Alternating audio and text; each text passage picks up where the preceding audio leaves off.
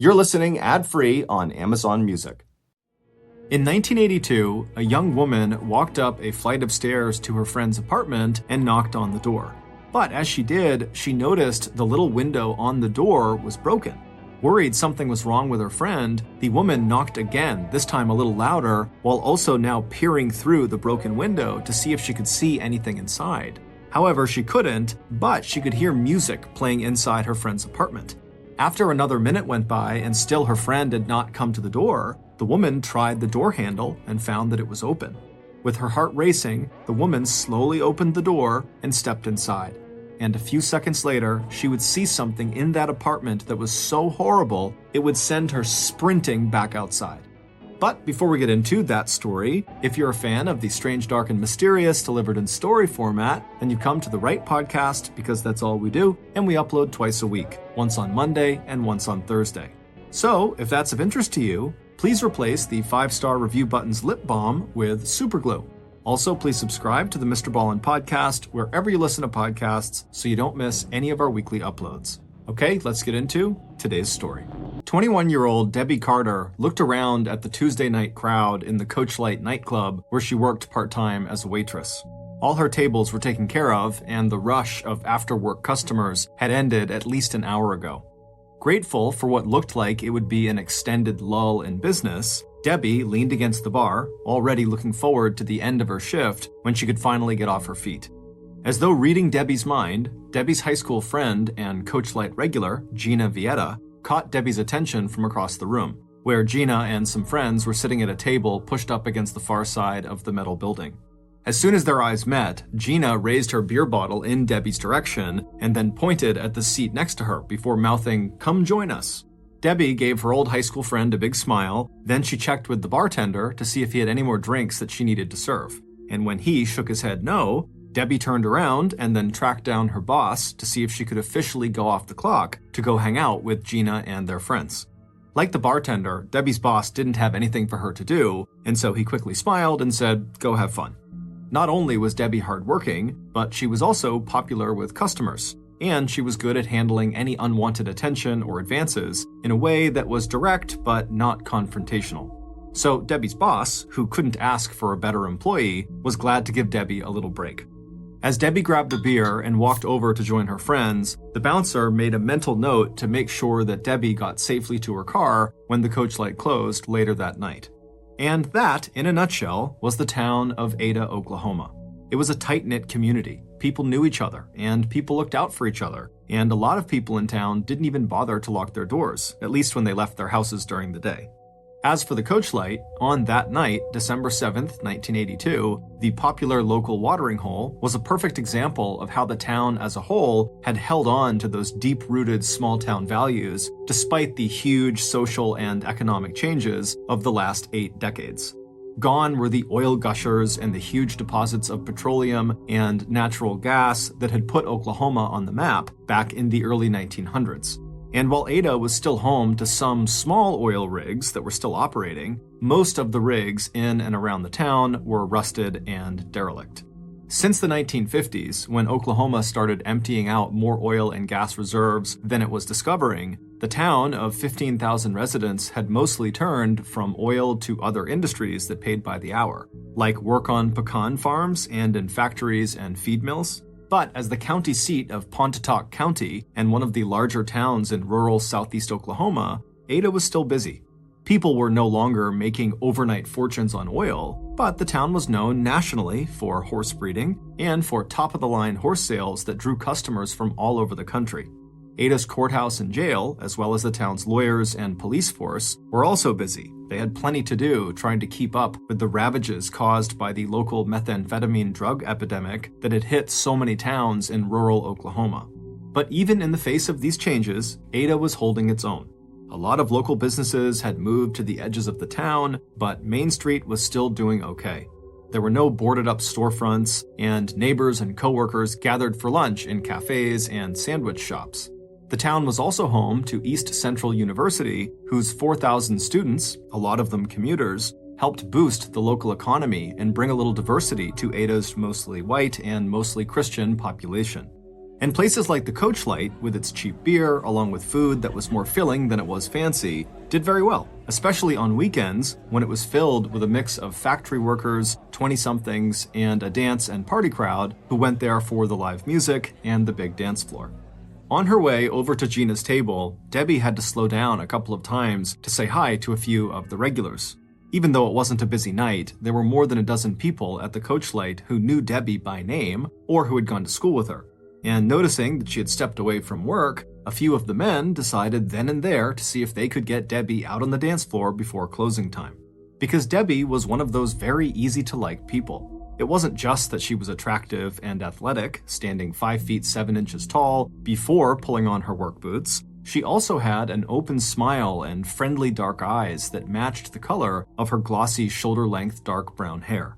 In addition to her part-time job at the Coachlight, Debbie babysat, she worked part-time at the local glass plant, and she served food at a local drugstore lunch counter.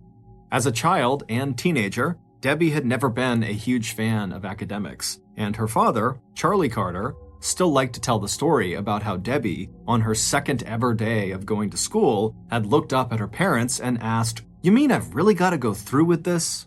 So instead of going on to college after graduating from Ada High School in 1979, Debbie had put all her energy into saving money to buy her own car and rent an apartment of her own. It was a goal that meant she had sometimes clashed with her mom, Peggy Stillwell, who felt that Debbie was spending too much time at places like the Coachlight and drinking too many beers with old high school buddies like Gina. But 2 months ago, Debbie's dream of living on her own, a big girl life as her family called it, had come true. That's when Debbie had packed her belongings into the 1975 Oldsmobile car she had bought with her own money and moved into her very own 3-room apartment above a garage at 1022 East 8th Street, right next to the campus of East Central University.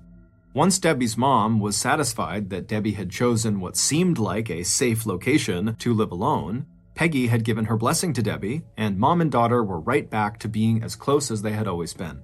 And that closeness was true of Debbie's relationship with her father, too. Even though Debbie's parents had divorced 5 years ago, both Peggy and Charlie shared a bond of unconditional love for Debbie and her 2 younger sisters. And since Charlie sometimes picked up a shift as a bouncer at the Coachlight, he was able to keep a protective eye on his daughter without being intrusive. Now, slipping into the seat at the Coachlight next to Gina and a group of their other old high school friends, Debbie stretched out her long legs under the table and sighed with contentment. It had been a long day, and just sitting down was a relief.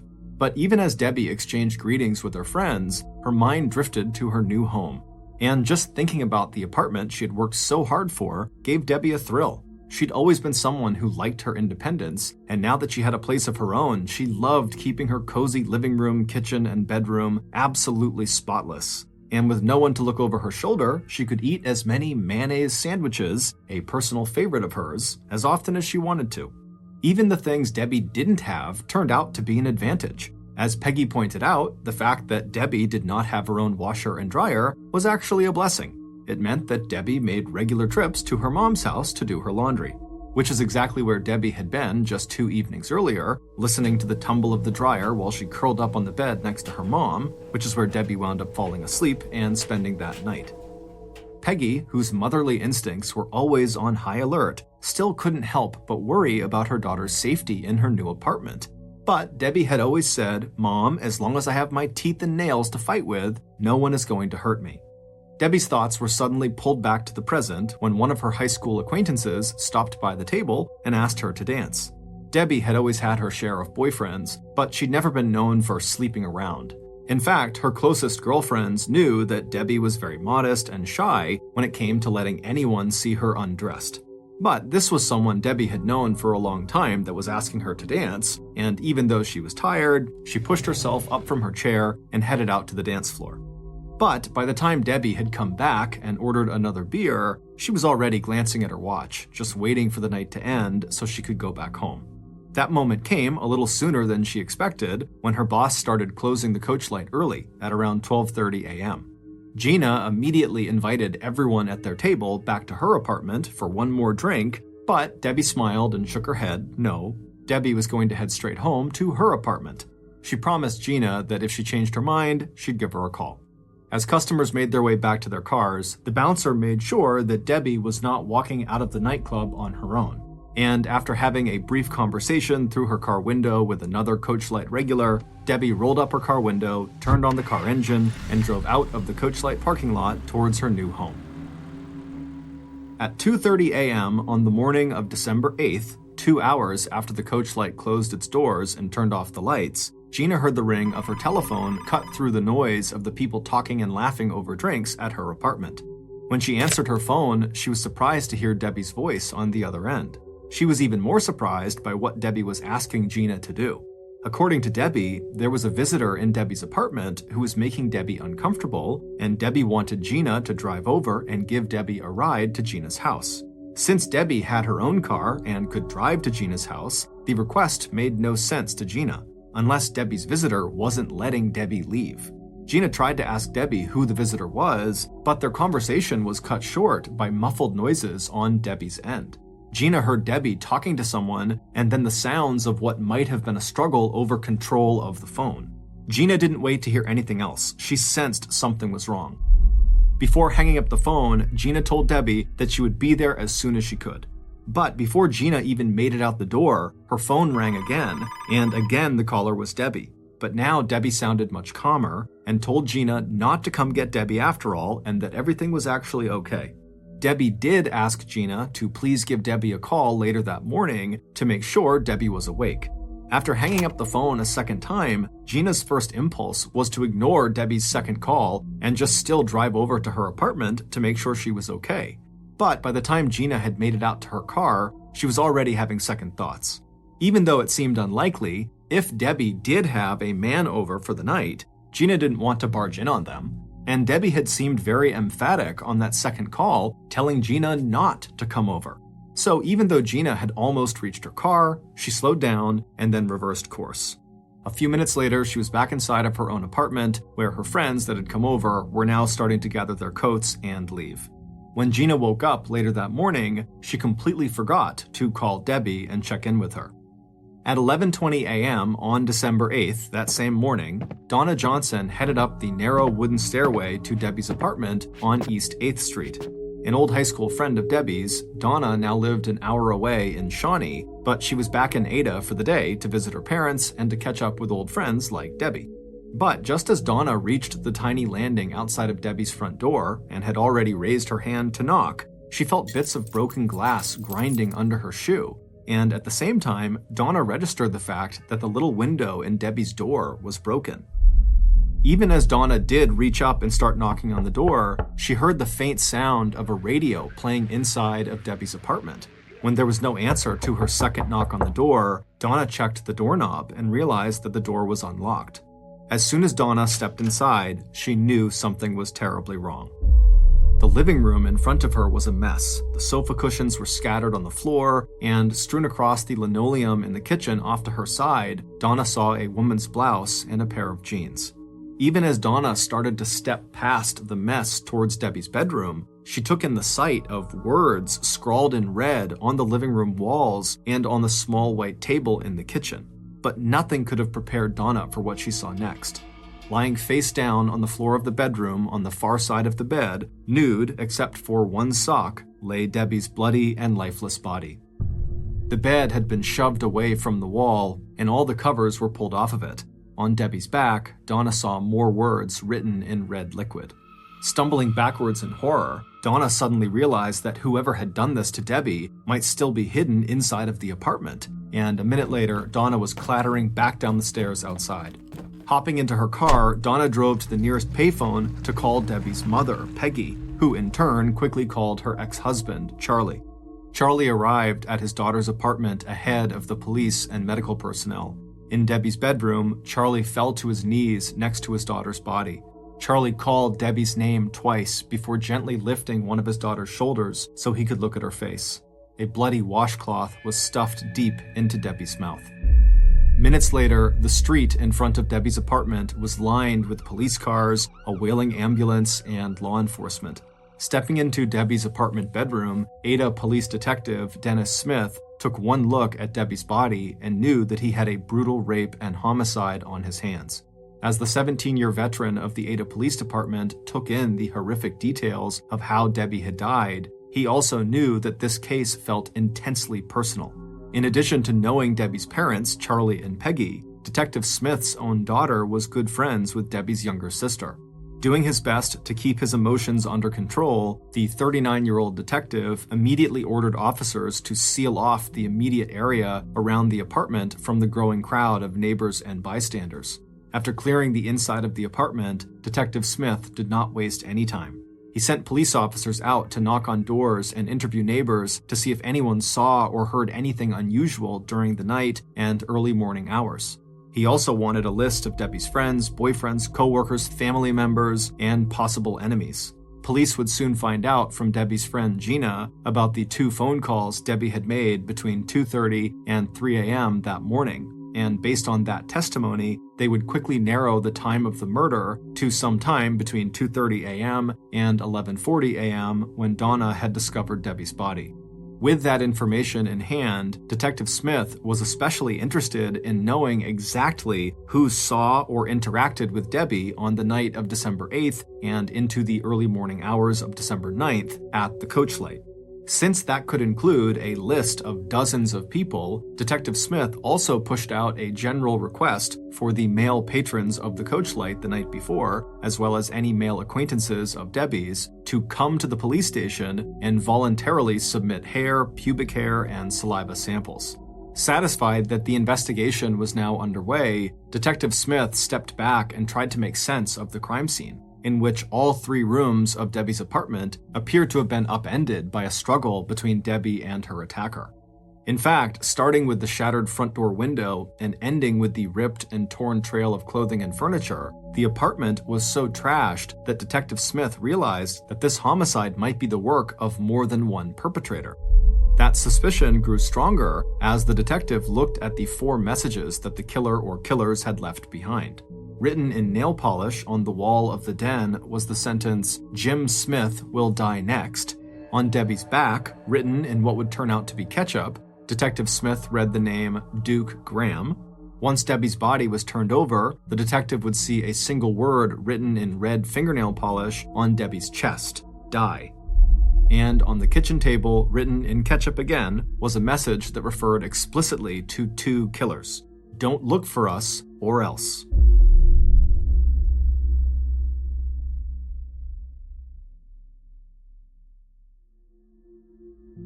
The names Jim Smith and Duke Graham were both familiar to Ada police. Duke was a local nightclub owner, and Jim was a local small-time criminal that Duke had once driven out of his bar with a shotgun. As Detective Smith, no relation to Jim Smith, completed his examination of Debbie's apartment, he sent officers to find out where both those men were and bring them in for questioning. Then, the detective watched for a few minutes as crime scene techs went about their work inside the apartment, dusting for fingerprints and photographing and collecting possible evidence. That evidence included any strands of human hair, the murder weapon, and the removal of a 4x4-inch square of sheetrock from the bedroom wall that contained a single bloody handprint. The next day, Thursday, December 9th, at 3 p.m., the autopsy of Debbie's body would confirm that she had been raped before she died. Detective Smith was joined at that autopsy by agents from the Oklahoma State Bureau of Investigation who had offered their help and support to local law enforcement. The men watched as the medical examiner collected samples of hair from Debbie's body, as well as scrapings from under Debbie's fingernails, clippings from which were also carefully entered and tagged as evidence. By this point, more than a dozen men had already come forward to the police station to deliver their DNA samples to the police. And it was clear to Detective Smith in interacting with these guys that he was not the only person in Ada who was personally upset by Debbie's murder. One of the first people that police interviewed was a guy named Glenn Gore, who was one of Debbie's old high school classmates who had been with her at the coach light before she was killed. And he, like the other friends who had been with Debbie that night, was very shaken up and just could not understand who would want to harm Debbie. And over the next few days, police would hear testimony that sounded a lot like Glenn's. No one seemed to have any idea who would want to harm Debbie. And within days of the murder, police had confirmed that neither Graham Duke or Jim Smith could have been involved in the killing. Graham had an ironclad alibi, and Jim was locked up in state prison. By the morning of Debbie's funeral, on Saturday, December 11th, 3 days after her murder, townspeople's fear and frustration only got more intense as mourners filed past Debbie's open casket, because all the makeup in the world could not disguise the terrible injuries to the young woman's swollen and badly beaten face, and whoever had done that was still out walking the streets. Meanwhile, investigators were frustrated by the fact that they had to wait for results from the state's crime lab. Investigators knew that a key piece of physical evidence in the case was the bloody handprint that had been collected from the wall of Debbie's apartment. If that print did not belong to Debbie, it had to belong to someone else who was in the room when Debbie was killed, and that person would most likely be Debbie's murderer. But in the face of growing public pressure to solve a case that was quickly showing signs of getting cold, Detective Smith and Ada's prosecuting attorney, Bill Peterson, decided they could not wait until the Oklahoma State Crime Lab ID'd that print. Instead, in early March of 1983, 3 months after Debbie's death, investigators zeroed in on 2 brand new suspects. This new direction in the investigation was based on unsubstantiated rumors about the murder that were circulating in the local county jail. The first and primary suspect was 30-year-old Ron Williamson, a former minor league baseball player who was one of Ada's well-known hellraisers and heavy drinkers. Ron, who lived not far from Debbie's garage apartment, was fingered as a possible suspect by his county jail cellmate when Ron was locked up on a drunk driving conviction. According to his cellmate, when news of Debbie's murder spread through the inmate population, Ron, who was also known to have serious mental health issues, became very upset. The second suspect, a 23-year-old man named Dennis Fritz, who was new to Ada but who had been seen in Ron's company at some local bars, was a person of interest, mostly because police believed the murder had been committed by 2 men, and Dennis was one of Ron's few friends. Both men were interviewed repeatedly by police, and both denied any involvement in Debbie's murder. They also submitted fingerprints and DNA to police. Eventually, after hours of aggressive questioning from investigators, Dennis was told he failed a lie detector test, and Ron was told that the results of the lie detector test he had agreed to take were inconclusive. But even after the Oklahoma State Crime Lab reported back to Ada police on March 28, 1983, that the bloody handprint on the wall of Debbie's bedroom did not match prints belonging to Debbie, Dennis, or Ron, Ada law enforcement did just the opposite of backing off that avenue of investigation. Instead, they began to focus exclusively on Ron and Dennis. Neither man had been seen on the night of the murder at the Coach Light, but without any other suspects in the case, Ada investigators doubled down on building a circumstantial case against the men. The case was based mostly on Ron's history and reputation in Ada as unpredictable, occasionally violent, and at times mentally unstable, as well as allegations from more jailhouse informants saying that Ron had had a dream about Debbie's murder. The police continued to focus on Dennis based on their conviction that the crime had been committed by more than one person. In December of 1983, Detective Smith's case against Ron was suddenly strengthened when a customer who had been at the Coach Light on the night before Debbie's murder came forward and told police they had seen Ron at the nightclub that night, just hours before Debbie would be killed. But it wouldn't be until May 1st, 1986, 4.5 years after Debbie's murder, that Ada police got the information they felt they needed to clear the way for an arrest and conviction in the homicide case that had slowly poisoned the once safe and tight-knit little town of Ada, Oklahoma. That was when Ada's district attorney, Bill Peterson, persuaded Debbie's mother, Peggy Stillwell, to allow police to dig up Debbie's body and re-examine her handprint to see if maybe it did match the bloody print that police found on her wall. If investigators could somehow prove that the bloody print on Debbie's bedroom wall actually did belong to Debbie, then police would no longer have to find a suspect whose print matched that one on the wall. And sure enough, after taking prints from the hand of a 4-year-old corpse, the same agent who had earlier declared that the print on the wall did not match Debbie's prints now revised his report to say that it was inconclusive whose print was on the wall. That shadow of a doubt was all police needed. combined with a hair analysis showing that some of the head hairs found at Debbie's apartment bore a microscopic resemblance to samples provided by Ron and Dennis, Detective Smith and District Attorney Bill Peterson were sure they had solved the case.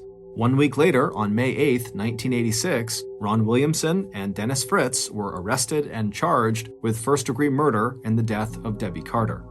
For Debbie's family and many other residents of Ada, Ron's arrest came as a relief.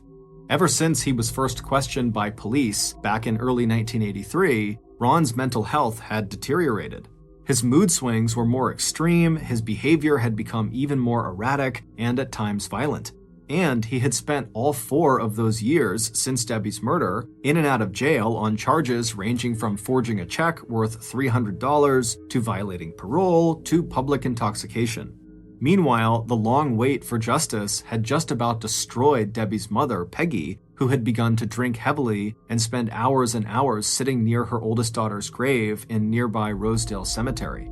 And so, in April of 1988, both Ron and Dennis were convicted in separate trials of Debbie's murder, and the town of Ada breathed a collective sigh of relief. Dennis was sentenced to life in prison, and Ron was sentenced to death. The actual date of Ron's execution was set for September 27, 1994. Ron and his court-appointed attorney would have 6 years to file appeals. Finally, after more than 6 years, Debbie's family could begin to heal, and Debbie, now buried for a second time, could finally be left in peace. As the spring of 1988 blossomed in Ada, the town of 15,000 residents could sleep easier knowing that Debbie's killers were safely behind bars. But all that would change 6 years later on September 22, 1994. Exactly 5 days before Ron Williamson was scheduled to die by lethal injection, a federal appeals judge shocked Ada law enforcement by ordering a stay of execution.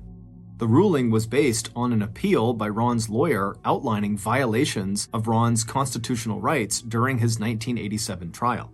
But even though that same judge would eventually grant Ron's request for a new trial, the tip that wound up cracking the case of Debbie Carter's rape and murder wide open would have nothing to do with legal arguments about police work. In early 1999, while Dennis was still serving a life sentence and Ron was still in prison awaiting his new trial, Ada's district attorney, Bill Peterson, received a phone call with news so stunning it would place Ada at ground zero of a national media blitz that would reverberate throughout the town and the Oklahoma judicial system for decades to come. Based on that new information and follow-up work by local investigators and agents from the Oklahoma State Department of Investigation, here is a reconstruction of what really happened to Debbie Carter on the night of December 7th and in the early morning hours of Wednesday, December 8th, 1982. It was a slow night at the Coachlight nightclub, and 21-year-old part-time waitress Debbie Carter was grateful that her boss had let her go off the clock. Now, she looked around the table at her group of friends, which included Gina, a Coachlight regular who had asked Debbie to take off her work apron and join them for a couple of beers. On her way over to Gina's table an hour earlier, Debbie had done her usual inventory of Coachlight customers. She'd waitressed at enough bars that it was second nature now to read the room for any signs of trouble from difficult or rowdy patrons. Town bad boy Ron Williamson was not there, and it had been weeks since his friend, Dennis Fritz, had stopped by. Ron was 8 years older than Debbie was, and all she really knew about him and his friend was that they liked to play guitar and that Ron had once been a very popular and promising kid who went on to play minor league baseball for the New York Yankees before an injury had ended his career. Debbie was glad Ron wasn't at the Coachlight. You serve him a couple of drinks and he could get loud and aggressive, and she'd heard that at least one woman back in 1978 had accused him of rape, although Debbie had also heard that those charges were eventually dismissed. But there was still one person at the Coachlight that night that Debbie wished wasn't there. She'd felt his eyes following her when she crossed the room serving drinks, and again when she had walked over to Gina's table. He'd even come over and asked Debbie to dance. She had agreed, they'd gone to school together and they had known each other for years, but when he'd gotten so persistent out there on the dance floor, pressing in way too close to her, she'd actually had to push him away and leave him standing out there alone. When the coach light closed early at 12:20 a.m., and Debbie had declined Gina's offer to go to Gina's place for one more drink, there her creepy dance partner was again. This time, he was insisting on walking her to her car out in the parking lot. Debbie had told Mike, the bouncer that night, that this was one of her high school classmates who actually kind of scared her. And when this classmate stood outside of her car and tried to talk to her through her car window, Debbie was glad to see Mike kind of slow down on his way to his own car to make sure Debbie was okay. Seeing her chance, Debbie waved at Mike and then rolled up her car window, turned on her car engine, and drove out of the parking lot, once again leaving her old high school classmate, her creepy dance partner, standing there all alone. Getting dumped like that did not sit well with Debbie's killer, but he knew where Debbie lived, and he'd made up his mind to drop by her place later that night. A few hours later, Debbie's killer was walking the last few blocks of the way to Debbie's new apartment on East 8th Street. He was relieved to see a light on in the rooms above the garage, and a few minutes later, he had walked up the set of wooden stairs to the small landing outside of Debbie's front door. When Debbie's face appeared in the small glass window, her killer took a step back and put on his most reassuring smile. He could see Debbie did not look happy to see him, but he made the most of her few seconds of hesitation, calling to her through the closed door that he just wanted to say hello. It was a cold night, please just let him inside for a few minutes. And just as he had hoped, Debbie did exactly that. Except that Debbie's killer did not leave after a few minutes. And when Debbie picked up the phone and called Gina and asked Gina to drive over and get Debbie and take her to Gina's house, it was all Debbie's killer could do. First, to interrupt the conversation before Debbie gave Gina his name, and then to persuade Debbie to call Gina back and say that everything with Debbie was okay after all. But the whole episode with the phone and Debbie's earlier refusal to have sex with him, which is what he wanted and what he'd come there for, made Debbie's killer very angry. Instead of leaving, which is what he'd just promised Debbie he would do, he waited until Debbie had turned away from him to show him to the door before grabbing her from behind and spinning her back around to face him. When the medical examiner conducted an autopsy on Debbie's body 2 days later at 3 p.m. on the afternoon of December 9th, the catalog of wounds and injuries she had suffered, all inflicted before her actual death, told the story of the violent struggle between Debbie and her killer in the early morning hours of December 8th. Over the course of the assault, Debbie would be beaten, stripped, and raped. In trying to fight off her attacker, Debbie would sustain bruises, scrapes, and small cuts on her arms, hands, face, under her chin, and on the back of her head, along with bruises and bite marks inside her mouth and on her tongue. At some point, Debbie's attacker would shove a bloody washcloth down her throat, and there were traces of shampoo as well as ketchup left on her back and buttocks. In addition to the electrical cord that Debbie's father would see wrapped around his daughter's neck, Charlie would also see the beautiful leather belt that Debbie's mother had given Debbie for her 21st birthday, a belt that had now been used to strangle their oldest daughter. The medical examiner would confirm asphyxiation, lack of oxygen, was the ultimate cause of Debbie's death. After the killer had squeezed the last breath of air out of his victim, he sat straddling Debbie's body for a few moments so he could catch his breath. Then he pushed himself back onto his feet and collected and adjusted his clothing before turning his attention to Debbie's apartment. According to an expert in crime scene reconstruction, Debbie's killer would have spent a substantial amount of time staging the crime scene to make it look like the attack had been the work of more than one person. And Debbie's killer would also use the messages he wrote on Debbie's back and chest, as well as on the walls and kitchen table in her apartment, to divert police attention to two other men, Duke Graham and Jim Smith, who were already known to Ada law enforcement. Once he was satisfied with his work, Debbie's killer took a final look around, then stepped to the door of Debbie's ruined apartment. Before leaving, he carefully broke the glass window in the center of the door so there were bits of glass both inside the apartment as well as outside on the landing.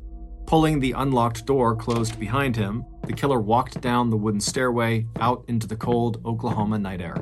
Later that day, Debbie's killer would go to the Ada police station along with the dozens of other men in town, and he would tell police that he did see Debbie the night before at the coach light, but he had no idea what happened to her. And unlike the 44 other men who would come to the Ada police station over the next days and hours and weeks, Debbie's killer managed to go to the police station but slip away without giving his fingerprints and without submitting samples of his saliva and hair. He would also change his statement 1 year later and tell police that on the night of December 7th, he had seen Ron Williamson at the coach light, and that when the killer had walked Debbie out to her car just after the coach light closed at 12:30 a.m. on December 8th, Debbie had confided to him that she was afraid of Ron. Later still, at Ron's trial in 1988, Debbie's killer would be the star witness whose testimony to that effect would help put both Ron and Dennis behind bars, Ron facing the death penalty and Dennis facing life in prison. It wouldn't be until April of 1999, 11 years after Ron and Dennis were convicted, that advances in forensic science and the real killer's own criminal history would finally catch up with him.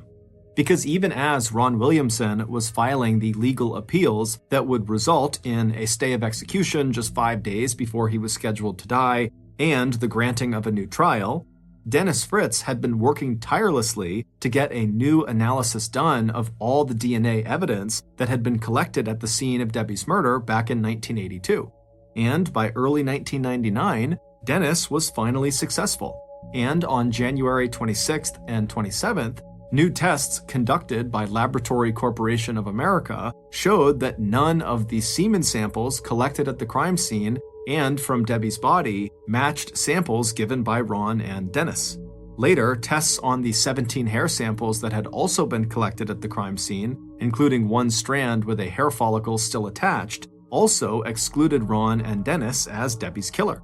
Meanwhile, even though Debbie's killer had literally gotten away with murder on December 8, 1982, by 1987, he was behind bars serving a 40-year sentence for robbery, aggravated assault, and kidnapping. And in 1995, the state of Oklahoma began taking blood samples from every one of its prison inmates, analyzing DNA from those samples, and entering the DNA results in a brand new DNA bank. With recent advances in forensic science, law enforcement would run DNA evidence collected from crime scenes through that DNA databank to see if any inmates were connected to unsolved crimes. And in 1999, not only would the Laboratory Corporation of America run DNA tests that would clear Ron and Dennis of any involvement in Debbie's murder, they also ran tests against the Oklahoma Prison DNA Databank that would identify Debbie's real killer. When Ada law enforcement were informed about the results of those tests, not only would Ron and Dennis be set free, but District Attorney Bill Peterson would have to prepare for a new murder trial and build a case against his own former star witness who had helped wrongfully convict Ron and Dennis 11 years earlier. But before police could charge their new suspect in the 1982 murder of Debbie Carter, this case took one more unbelievable twist. Around noon on the day that Ron and Dennis finally walked out of prison as free men and drew their first breath of cool and fresh Oklahoma spring air, Debbie's killer quietly slipped away from his prison work detail in the town of Purcell, 50 miles north of Ada. Pulling off his prison work shirt, Debbie's old school classmate, Glenn Gore, the same Glenn Gore who had been the first to go to Ada police and give them his testimony and say, "Oh my goodness, I can't believe this happened to Debbie, who would do this to her?" That Glenn Gore melted into the nearby woods close to the ditch he had been cleaning, and when police arrived at the Lexington prison where he was serving his 40-year sentence, they found that Glenn had escaped. 6 days later, Glenn turned himself in on condition that his return to prison would not be handled by Ada law enforcement. In the days and weeks that followed the release of Ron and Dennis, Detective Smith and District Attorney Bill Peterson would be completely discredited in the local, state, and national press for their mishandling of Debbie's murder investigation. It would take 2 trials, but on June 24, 2006, 45-year-old Glenn Gore would be convicted of first-degree murder in the 1982 death of then 21-year-old Deborah Carter, and he would be sentenced to life in prison without the possibility of parole. Ron Williamson never recovered from his ordeal in prison and on death row. Although he and Dennis both received an undisclosed amount of money in damages for their wrongful conviction, Ron's mental and physical health just kept getting worse. After giving most of his money away, Ron died in a nursing home in December 2004. He was only 51 years old. Dennis Fritz would return to Kansas City, where he would go back to teaching school and living with his daughter, but in 2016, he would suffer a debilitating head injury in a car accident. Detective Dennis Smith would die of a sudden, unexpected heart attack in June of 2006, just weeks after being called to testify in Glenn Gore's murder trial. In 2014, Debbie's mother, Peggy Stillwell, would write a letter to Glenn Gore begging him to tell her why he killed her daughter. Unfortunately, Glenn never wrote back. Thanks to author John Grisham, whose 2006 nonfiction account of the story, The Innocent Man, was an invaluable source of information in creating this episode. Please see our source list for links to other related material. Pelican Valley is a beautiful, remote section of backcountry in Yellowstone National Park in Wyoming. Its meandering meadows and creeks and 360-degree view of the mountains make it appear like the perfect place to camp out under the stars. But unlike other areas of the park, Pelican Valley requires a special permit if you intend to stay the night. And before Yellowstone Park rangers give you this permit, they remind you that Pelican Valley is a very dangerous place. And in general, you should only be out there with groups of at least 4 people. On July 28, 1984, 25-year-old Brigitte Fredenhagen, along with her brother Andreas and her sister-in-law Janko, arrived at Yellowstone National Park. That night, they stayed in one of the park's more established campgrounds called Grant Village. The following day, they headed out to one of the park's famous hot springs called the Norris Geyser. That afternoon, before heading back to their campsite, they made a pit stop at the park ranger's office so Brigitte could apply for a Pelican Valley permit. Her plan was to spend the following night in the valley. When they went in the office, the rangers believed all 3 of them were applying for a permit, and so they weren't asking that many questions. They were just kind of going through the routine. And then when Brigitte said, "No, it's just going to be me applying for a permit," they actually immediately tried to dissuade her and said, "This is a really bad idea. Nobody goes into Pelican Valley on their own." But Brigitte assured them that she was an experienced camper, she understood the risks, and she still wanted to go on her own. And Andreas and Janko, who were standing behind her, kind of echoed that sentiment and said, "No, she's really good. She knows what she's doing." The park rangers were not thrilled with her plan, but they ultimately decided, you know what, if she wants to go, she can go. They just asked her to show them on a map where she intended to camp, so if they needed to, they could come and check on her and make sure she was okay. And so she pointed to a section on the map, and they handed her her permit, and then she, along with Andreas and Janko, left the office and headed back to their campsite. The next morning, the trio got up early and they hopped in the car and drove to the Pelican Valley trailhead. They parked their car, they got out, and they began walking into Pelican Valley as a group. After a few miles, as planned, the group stopped, at which point Andreas told Brigitte that they were going to head back now and that they would meet her tomorrow at the trailhead where they parked the car. They said their goodbyes, and then Andreas and Janko turned around and started walking back towards the car, and Brigitte carried on into the wilderness. The following day, Andreas and Janko arrived at the trailhead to meet Brigitte, but she didn't show up. And after a couple of hours, they grew very concerned, so they called park rangers and asked them, have you seen Brigitte? And they said no, but we'll go take a look. The area Brigitte had told park rangers she was going to be camping was inside of a densely forested area right next to a large meadow, which meant as park rangers came up to check on her, they would not actually be able to see her until they were practically right on top of her. So the park rangers made their way through the meadow and into the forest before they started yelling for Brigitte, but she didn't yell back, and then at some point they reached the area where she had said she was camping, and sure enough they found her tent. But it was a very odd scene. When they came up to the tent, they could see there was a big tear in one side. When they poked their heads down and looked inside, all of her belongings in the tent were undisturbed. There was a foam sleeping mat right in the middle, and then to the right of the mat was a flashlight that had been turned off. On the left side of the pad was a tape player with headphones that she must have been listening to before bed. It had been left on until the batteries ran out. At the foot of the pad was her backpack, inside of which were all of her clothes that had been neatly packed inside of Ziploc bags to mask her scent. Also in the pack was a wilderness survival guide with a page flipped down that was a diagram of how to string your food up into the trees so no animals can get to it. The rangers looked around the backside of the tent about 2 meters away, and they found her sleeping bag perfectly flat on the ground as if it had been laid out to dry in the sun. But upon closer inspection, they found it had 2 puncture marks, one that was up near the neck of the bag and the other that was near the torso, but there was no blood on the bag. At this point, rangers started to speculate that this could have been an animal attack, but they were confused at the general tidiness of the scene. Typically, when an animal attacks a person, it looks like a bomb went off in the area where the attack occurred, and this campsite was very, very neat. As the rangers continued to walk around the campsite looking for clues and yelling out for Brigitte, they found a barely discernible drag tail a couple of meters away from the sleeping bag that was leading west into the forest and up a hill. And so the rangers started following this trail, and they got about 20 meters away from the camp when they discovered Brigitte's cooler lying on the ground on its side, and whatever food had been in there was now gone. There was some string laying next to it, so it looked like it had been strung up in the trees, but someone or something had gotten it down. From the cooler, the rangers continue walking along this drag trail another 20 meters or so up a hill, where they discover a woman's sweater on the ground that's been torn up and there's blood on it. So at this point, the rangers get their rifles up and they keep walking another 40 meters up and over the hill down into this clearing in the woods where they find Brigitte, or what was left of her.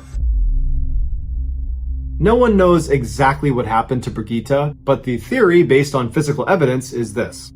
After setting up her campsite, Brigitte climbed inside of her tent, got inside of her sleeping bag, and then put her headphones on to listen to music.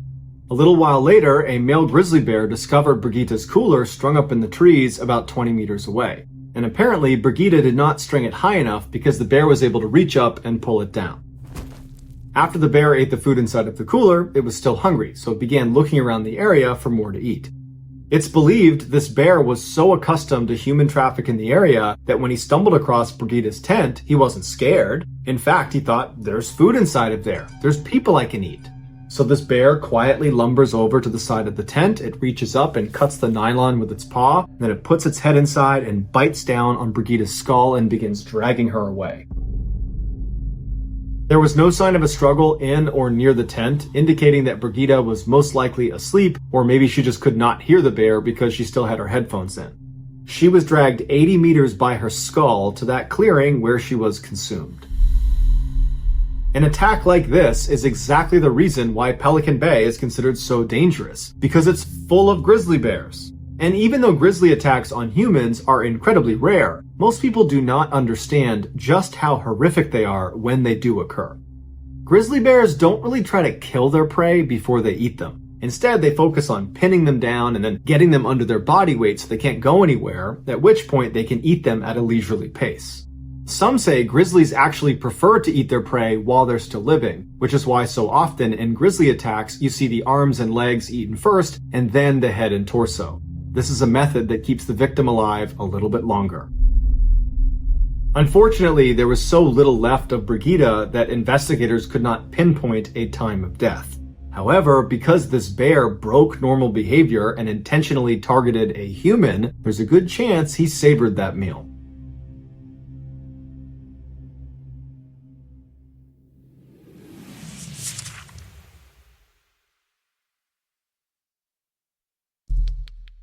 The next and final story of today's episode is called Blood on the Mountain.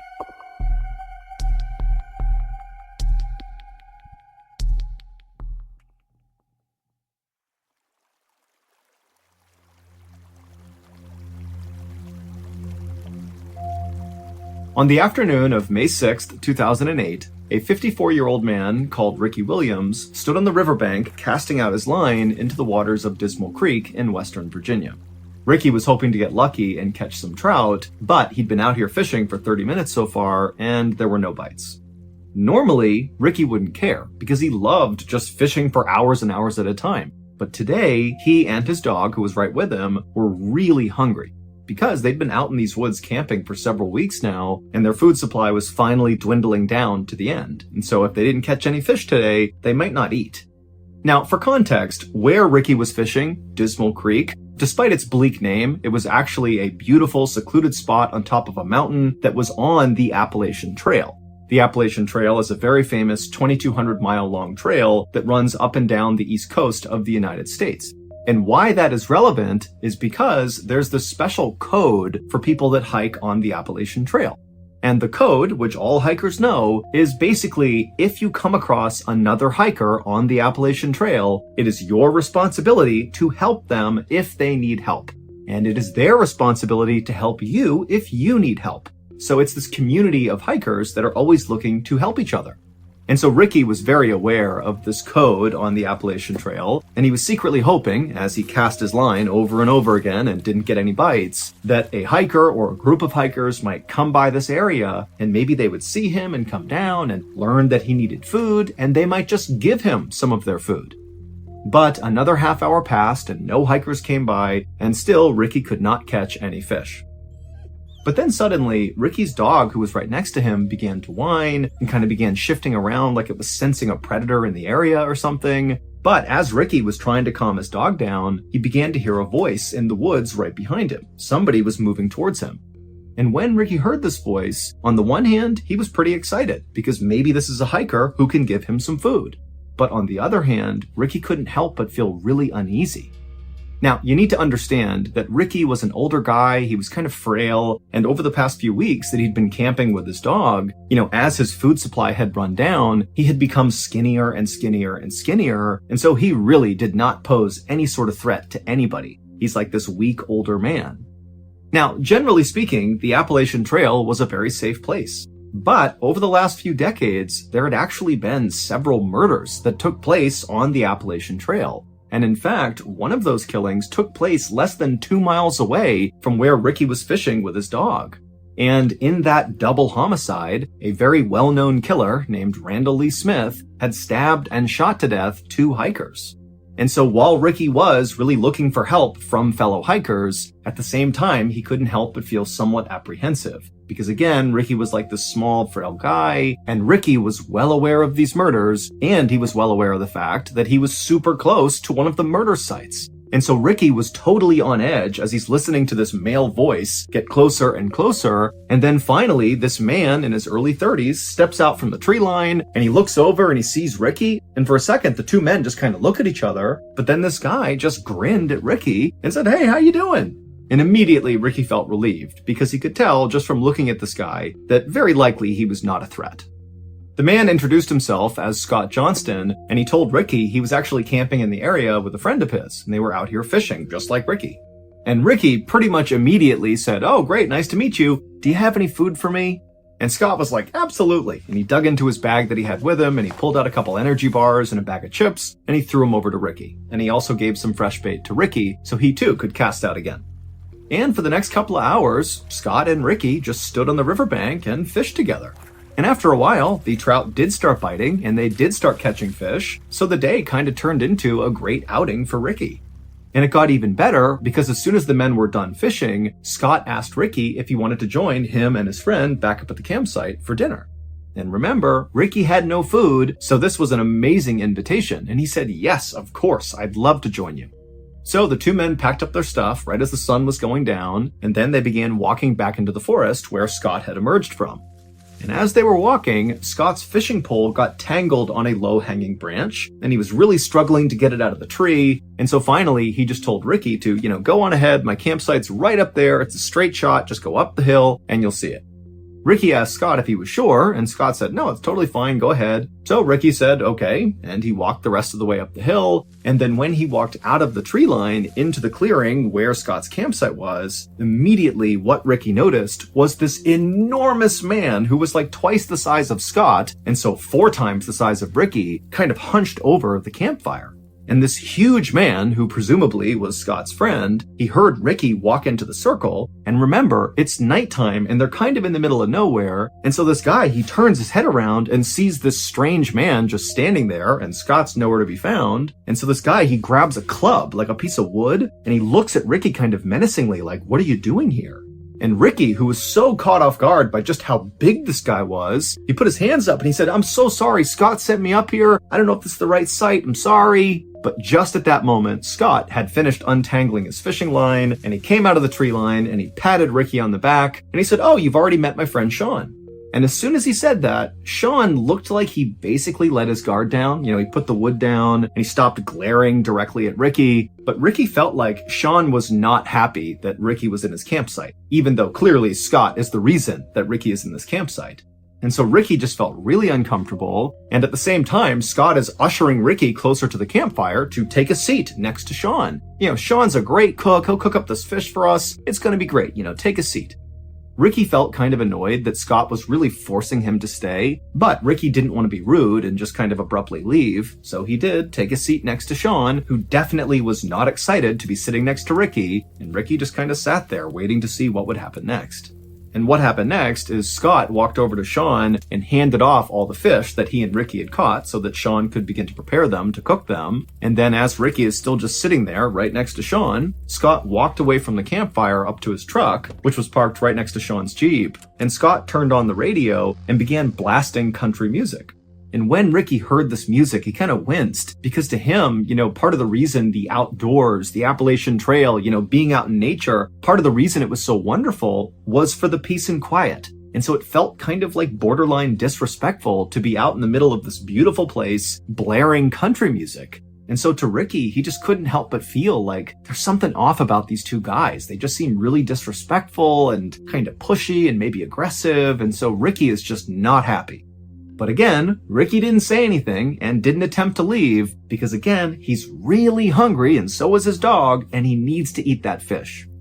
A moment later, Scott walked back from the truck and took a seat next to Sean, and then he, along with Sean, pulled out their knives and began deboning the fish. And as they were doing this, Ricky again is just kind of sitting there doing nothing, and so he kind of meagerly asked, hey, can you give me a knife and I'll clean a fish? But Sean and Scott kind of waved him off and said, don't worry, we got this. And so Ricky just continued to sit there nervously, as all he could watch was the flashing of the light bouncing off their blades.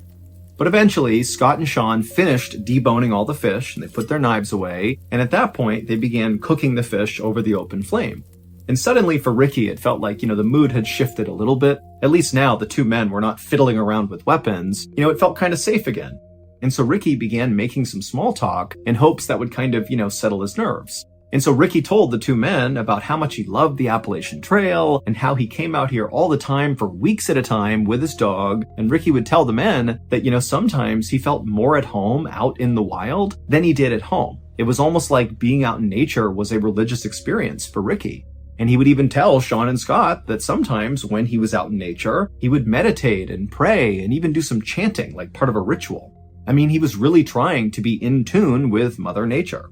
But as Ricky continued to tell Sean and Scott about his personal life, he noticed the two men were definitely paying attention and kind of nodding along at appropriate points in the story. But at the same time, Ricky felt like these two men were also kind of looking at him like Ricky was kind of weird. As if they were not prepared to come out and say it, but after hearing all these things about his life, it was like, what's going on with this guy? And so Ricky suddenly felt really embarrassed about being so open with these two guys who once again just seem like they don't quite like him or even really want him here. But luckily, right at that moment, the fish were done, and so the men just sat there in silence and wolfed down the food. By the time they finished, right about 8 p.m., it was very dark outside, and Ricky at this point is just ready to go. He just felt so uneasy here. And so after putting down his plate and his silverware and saying thank you to Sean and Scott for their hospitality, he quickly got up and grabbed his dog, and he began walking into the woods towards his campsite. But after Ricky and his dog had walked maybe 10 or 15 feet away from this campsite, two things happened in rapid succession. Number one, Ricky suddenly stopped and turned around and looked back at the campsite. And number two, right as he did this, there was this enormous bang sound, like a small explosion that echoed through the forest.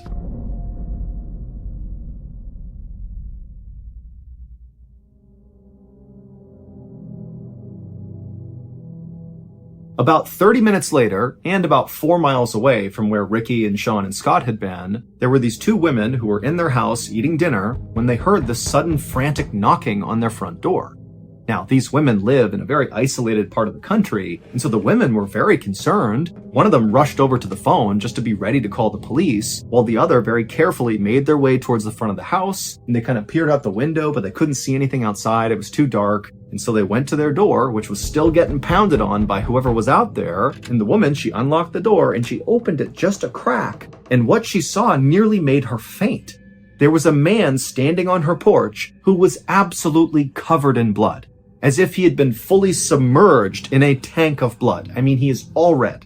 And the man had his hand over his neck. And the woman who opened the door, she looked at him and she saw that there was this rhythmic pulsing of blood pumping out of his neck that was in time with his heart. This man is clearly bleeding to death.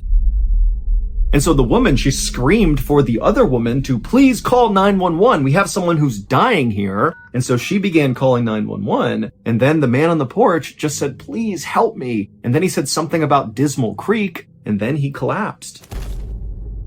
And this was so shocking for the woman who had opened the door that she just stood there staring, having no idea what to do. But then she happened to look up and she noticed there was a Jeep that was idling out on the road in front of her house that she hadn't even registered until now.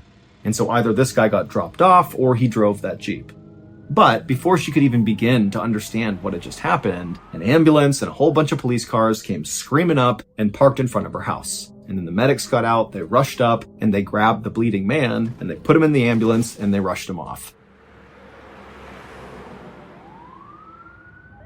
Meanwhile, not far from the house, police officers were speeding towards Dismal Creek. Because when the women called 911, they said, this guy who's shown up on the porch bleeding said something about Dismal Creek, but they had no idea what it was about. And so instead of trying to wait to figure out what was even going on, police had basically said, let's just go to Dismal Creek and look around and see if we can figure out, why someone would leave that area and show up at this house covered in blood. But as the police were making their way up this winding mountain road, they saw a truck bombing down the road coming straight at them. And the truck, they initially hit their brakes and did kind of attempt to get out of the way of the police cars. But after this truck had basically come to a stop, the driver of the truck just hit the gas all over again, and they veered wildly off the side of the road into an embankment, and they crashed and flipped several times and then came to a stop. And the police officers who had veered to the side of the road to avoid getting hit by this truck, they just watched this happen and they couldn't understand why the driver had gunned it again after stopping and then seemingly intentionally drove off the road. It almost seemed like the driver was trying to crash. And so the police, they got out of their car and they approached the wrecked truck with their guns drawn. But when they looked into the vehicle, they saw there was a single occupant, the driver, and he was still somehow alive. So the police got him out of the vehicle and they called an ambulance, but they actually sent an officer with the ambulance to escort them because the police were actually pretty suspicious of this truck driver. Because remember, they were going up that road to get to Dismal Creek to see what had happened there that would lead to another man showing up on somebody's doorstep in the middle of the night covered in blood. And now they have this truck driver who looks like he's speeding away from Dismal Creek, who crashes his truck. I mean, there was no clear connection between the truck crash and the bloody guy, but the police were suspicious that they had to be connected. So they sent the officer to the hospital as well. About 30 minutes after the truck crash, the police left the scene and continued the rest of the way up the road to Dismal Creek. And once they got up there, the police fanned out all across the area and just began looking for anything. Just any clue that might explain what the heck happened here, if anything happened at Dismal Creek at all. And pretty quickly, the police actually did find something unique. In the middle of the Dismal Creek area, they found a campsite. But it was not the campsite where Sean and Scott were staying, where Ricky had gone and shared dinner with them. This was a different campsite. And not long after searching this other campsite, police concluded that whoever was staying here did not seem like they were mentally well. This seems like a mentally unstable and potentially dangerous person lives here. So the campsite was really simple. It was just a tent and a campfire. But when the police lifted up the flap and looked inside the tent, they found a collection of 30 knives along with a police scanner that basically picked up police radio chatter in the area. So you could listen to a scanner and basically know what the police were doing in your area.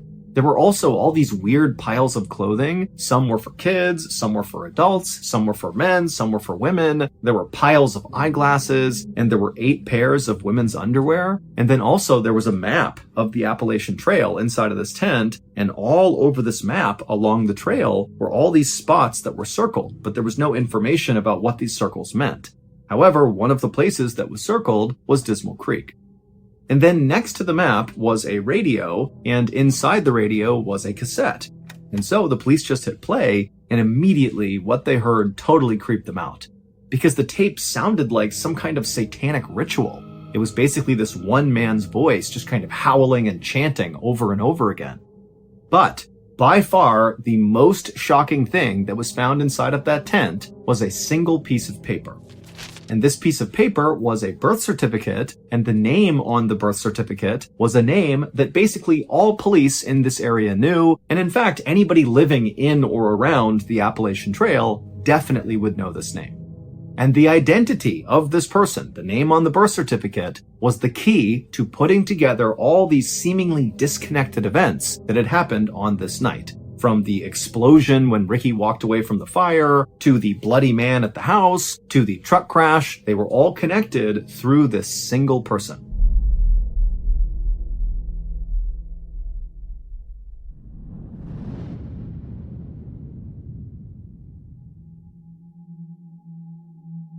A few hours earlier, after Ricky had gotten up and walked away from Sean and Scott's campsite, and then after barely making it onto the trail, he had turned around and there was that loud explosion. Well, at that point in the story, Ricky, who's now looking back at the campsite and looking at Sean and Scott, he can see that the two of them, they've heard the sound too, and they were now staring at each other with looks of absolute shock and terror on their faces.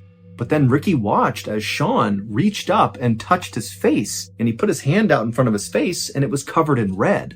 And the reason for that was because Sean had just been shot in the face, because that loud explosion was the sound of Ricky shooting his gun at Sean. And as Sean and Scott stood there staring at each other in absolute disbelief, Ricky, who's still in the tree line, ran towards the fire and just kept on shooting.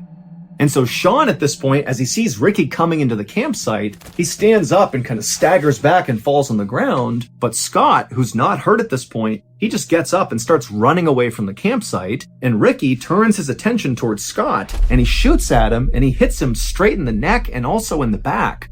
But somehow Scott just kept on running despite these horrible wounds. And so Ricky watched as Scott disappeared into the woods. And then Ricky turned back to Sean, who's laying on the ground and can't go anywhere. He's been shot in the face. And Ricky just casually raised his gun and shot Sean right in the chest. But amazingly, Sean, after getting shot this second time, it created what must have been the most extreme adrenaline rush ever, because he jumped up to his feet and right in front of his attacker, he just turned and sprinted to his Jeep. He hopped inside, fired it up, and just sped away as fast as he could. And when Sean flipped on his headlights and turned a corner after getting away from the campsite, he looked down the road and he actually saw his buddy, Scott, who had run away first, come tumbling out of the woods onto the road. And so Sean, who's gravely injured, drives over next to Scott and he stops the Jeep long enough for Scott to climb inside, and they shut the door and they speed their way towards the nearest help, which happened to be that house where those two women lived. And so it was Scott, who looked like he was drenched in blood, who knocked on the women's door. Sean was down in the Jeep out on the road, but he was just too weak to get out and come up to the door as well. But when the ambulance and police arrived, they would find not only Scott up on the porch, but also Sean in the Jeep, and both men would be taken to the hospital via helicopter. And then as for the man who was driving the truck down the road away from Dismal Creek, who then crashed right in front of the police, well, the driver of that truck was Ricky Williams. However, that was not his real name. There was no Ricky Williams. That was the name he just used. His real name, which was on the birth certificate that police found in that other campsite inside of the tent, was Randall Lee Smith. The same infamous Randall Lee Smith who had murdered those two hikers not far from Dismal Creek. That double homicide had happened in 1981, and Randall was caught and convicted. But he was paroled 15 years later in 1996 for good behavior. And for 10 years after that, Randall lived with his mother and he wore this electronic bracelet and, he followed the rules. But by 2008, his electronic bracelet had came off, and even though Randall had attempted to continue living with his mother, it just wasn't tenable, he didn't have enough money, and so ultimately he packed up his things, grabbed his dog, and moved out onto the Appalachian Trail. And on May 6th, 2008, when Sean and Scott arrived in Dismal Creek to go fishing, Randall was waiting. Nobody has any idea why Randall murdered those two hikers back in 1981, or why he targeted Sean and Scott in 2008. All we know is that Randall Lee Smith was very mentally unwell and very likely viewed the Appalachian Trail as like his sacred place. This is his home. This is the place he loves more than anything. And so maybe, he felt like Sean and Scott had somehow disrespected the Appalachian Trail, and that was enough to attack them. Now, we know Sean and Scott did not do anything intentionally disrespectful to Randall because, amazingly, Sean and Scott survived this attack. And they would say that when they saw Randall, they just felt bad for him. They thought he was like this alcoholic drifter who didn't have a home of his own, and so he was just living out in the woods on the Appalachian Trail. And so they didn't judge him. Instead, they really did just want to give him some food and spend some time with him and make him feel human again. That was it. And because Randall appeared to be this kind of small, older man, Sean and Scott, who were, very big and imposing, they didn't feel threatened by this guy. As for that bizarre other campsite that police found up around Dismal Creek, the one that contained all those knives and the birth certificate, well, obviously, that was Randall's campsite. And that weird cassette tape that they listened to that sounded like a satanic ritual, that was Randall going through his meditations and chants that he would do when he was out in the middle of nowhere. It was like his way of respecting Mother Nature and the Appalachian Trail. And then all those items that were found inside of his tent, the different clothes and the eyeglasses and the women's underwear, it's believed those could be Randall's other victims. However, when police pulled DNA samples from all of those items that were found inside of his tent, like the clothes and the underwear and the eyeglasses, well, those DNA samples did not match any of the missing people or murder victims in the police's database, and so that wasn't useful. And then also, police went to all those places on that map that were circled, and with the exception of obviously Dismal Creek, they didn't find anything else at the other locations that suggested any violent event had happened there. So only Randall knows the truth, which means we will never know the truth, because just 4 days after Randall was pulled out of that truck that he crashed, he died in police custody from a blood clot that formed as a result of the crash. And in those 4 days that Randall was in custody, he never gave up that there were any other victims. Today, Sean still has a bullet in his head and in his chest, and Scott still has big scarring on his neck and on his back. But both men have made a full recovery, relatively speaking, and they still go back to Dismal Creek all the time to go camping and fishing. Which is just called MrBallen. So that's going to do it. I really appreciate your support. Until next time, see ya.